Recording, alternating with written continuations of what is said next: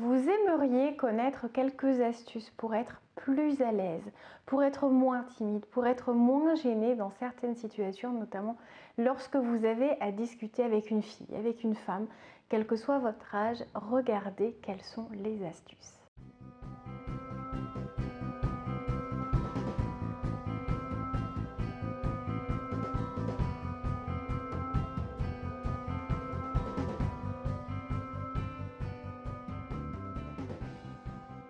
Bonjour à tous, je m'appelle Valérie Sauvage, je suis coach de vie. J'accompagne au quotidien des particuliers qui ont envie d'avancer dans leur vie, qui ont envie de se libérer de certaines peurs, de certains blocages, qui ont envie de gagner en confiance en eux, en aisance, de se libérer de cette réserve ou de cette timidité parfois handicapante. Si vous avez du mal à interagir, à rencontrer quelqu'un, à discuter facilement avec la jante féminine, je vais essayer de vous guider aujourd'hui en vous donnant quelques pistes de réflexion. La première des choses, c'est que finalement, tout est lié à votre niveau de confiance. La confiance en soi, c'est cette capacité à se faire confiance, à avoir foi en ses capacités. Quand je parle de foi, je ne parle pas de religion.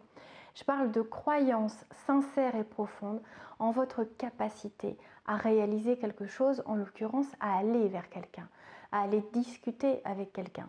Et sachez que lorsque vous avez cette peur, lorsque vous n'y arrivez pas, ça n'est pas la peur de mettre un pied devant l'autre, ça n'est pas la peur d'ouvrir la bouche, ça n'est pas encore une crainte qu'un son ou un mauvais son sorte de votre bouche, mais c'est le regard de cette personne sur vous. C'est cette peur de ne pas être accepté, de ne pas être choisi, de ne pas être validé. C'est ça qui vous freine. C'est pas une technique de drague qui vous manque. On est bien au-delà de ça. On est vraiment sur une crainte profonde d'être remis en question en tant que personne, que sa propre personnalité, que son identité, que son physique ne plaise pas et que ça fasse trop mal. Et beaucoup de personnes qui n'osent pas aller vers la jante féminine, finalement, c'est pas parce qu'ils ne savent pas quoi dire, ils ne savent pas de quoi discuter, c'est bien plus profond en général, c'est parce que la douleur éventuelle suite à un rejet pourrait vraiment faire mal. Et pourtant, il faut comprendre que vous pouvez très bien plaire à une personne qui va pourtant vous dire non. Vous pouvez très bien croiser une personne qui n'est pas libre, ou pour une question maritale, ou parce que dans sa tête, la place n'est pas disponible, tout simplement parce qu'une histoire vient de se terminer, qu'elle fait encore trop mal et que la personne ne se sent pas prête, ou alors que la personne est prête à changer de ville, à déménager pour une question professionnelle ou personnelle, et que du coup, ça ne servirait à son sens à rien que d'essayer de rentrer en contact avec vous, surtout si vous lui plaisez, ça va être encore plus frustrant. Donc ne remettez pas tout en question si jamais une personne vous dit non d'une manière plus ou moins habile, plus ou moins directe, mais en tout cas, ça n'est pas votre personnalité qui est rejetée, mais la situation en tant que telle. Alors, après, suivant votre manière de faire, ça peut être votre comportement qui est rejeté, mais une nouvelle fois, ça n'est pas vous. C'est l'attitude que vous avez choisi d'adopter, c'est la posture que vous développerez, ce sont les mots choisis.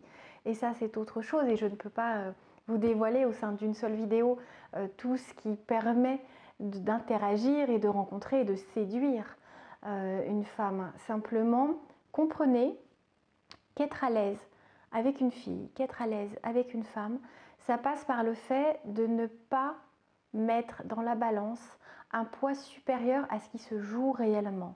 Je m'explique et je reprends ce que je vous ai déjà dit avant, c'est-à-dire que vraiment quand vous essayez de vous vendre, de vous montrer sous votre meilleur jour, de faire rire quelqu'un, d'intéresser quelqu'un, si ça ne marche pas, ça n'est peut-être pas parce que vous n'êtes pas intéressant, j'espère que ça n'est pas le cas, que ça n'est pas en tout cas ce que vous allez ressentir ou remettre en question, mais peut-être plutôt que vous tombez au mauvais moment, que la personne est prise, que la personne n'a pas envie d'une histoire amoureuse, que la personne a peut-être un souci vraiment beaucoup plus préoccupant et qu'elle n'est pas prête à aller vers quelque chose de plus léger, de plaisant, parce que son esprit, son cœur, sa vie n'a pas de place pour ça en ce moment. Donc vraiment, comprenez que une rencontre, le fait de ne pas être à l'aise avec quelqu'un, que ce soit sur une rencontre ponctuelle, que ce soit même si vous travaillez avec quelqu'un qui vous attire, Si vous ne voyez pas de signaux de l'autre personne, ça ne veut pas dire que vous ne lui plaisez pas. Cette personne peut très bien être aussi timide que vous. Derrière des fois des apparences de confiance, s'il s'agit de choses importantes, si vraiment la personne a un coup de cœur pour vous, elle pourra être très à l'aise, être pleine de plaisanterie, d'humour, de vivacité d'esprit. Mais par contre, dès qu'il s'agira de se dévoiler sur ses sentiments, elle sera peut-être beaucoup plus mal à l'aise, comme vous l'êtes finalement. Donc n'interprétez pas la gêne de l'autre comme une peur de ne pas savoir comment vous dire qu'elle n'est pas intéressée ou vous ne lui plaisez pas assez. C'est pas ça. Encore une fois, comprenez que d'une, ça peut ne pas être le bon moment. Il peut y avoir des facteurs qui vont faire que la personne n'est pas disponible. Deuxièmement, il faut comprendre que la personne face à vous, quoi qu'elle montre, peut avoir en elle un ressenti de malaise, une certaine timidité affective qui fait qu'elle ne va pas vous dévoiler que la porte est ouverte finalement. Alors c'est souvent frustrant parce qu'on se dit mais mince, on est deux timides. Si aucun des deux ne franchit le pas, on passe à côté certaines fois de belles histoires et c'est vrai. Et c'est pour ça que je suis ravie que beaucoup de personnes franchissent la porte de mon cabinet à Rennes pour pouvoir venir se faire accompagner, pour pouvoir finalement s'ouvrir aux autres et découvrir comment est-ce qu'on interagit facilement, comment est-ce qu'on se sent à l'aise, comment est-ce qu'on gère ce stress qui vient des fois complètement handicaper des situations jusqu'à les rendre parfois grotesques.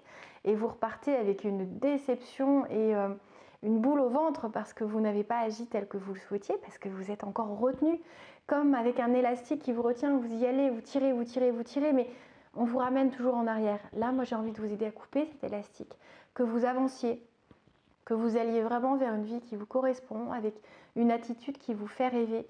Et je vous montrerai comment je vais vous aider à rentrer dans ce nouveau personnage, pas un faux. Vous n'allez pas perdre en authenticité, vous allez juste devenir le vrai vous, avec plus d'assurance, avec plus de confiance, tout en gardant de la modestie, rassurez-vous. Et vous allez pouvoir finalement être à l'aise avec une fille, être à l'aise avec une femme, avec une inconnue, avec une personne que vous connaissez depuis longtemps, avec une collègue, peu importe.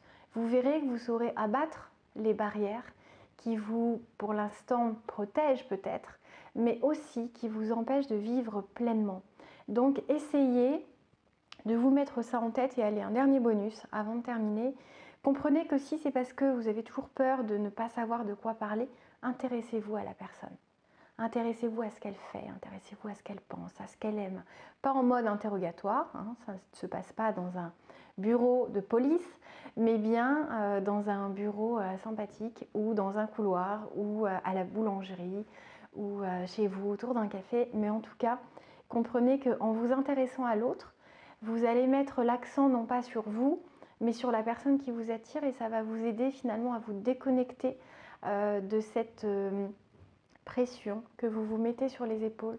Ça va vous faire vous plonger dans le récit dans lequel la personne va vous emmener et vous allez être beaucoup plus naturel, vous le verrez. Si je peux vous accompagner, je le ferai avec grand plaisir. Contactez-moi dans ce cas-là par le biais du site internet challengeyourself.fr ou par mail directement contact@challengeyourself.fr. C'était Valérie Sauvage, votre coach. Si vous avez aimé cette vidéo, dites-le.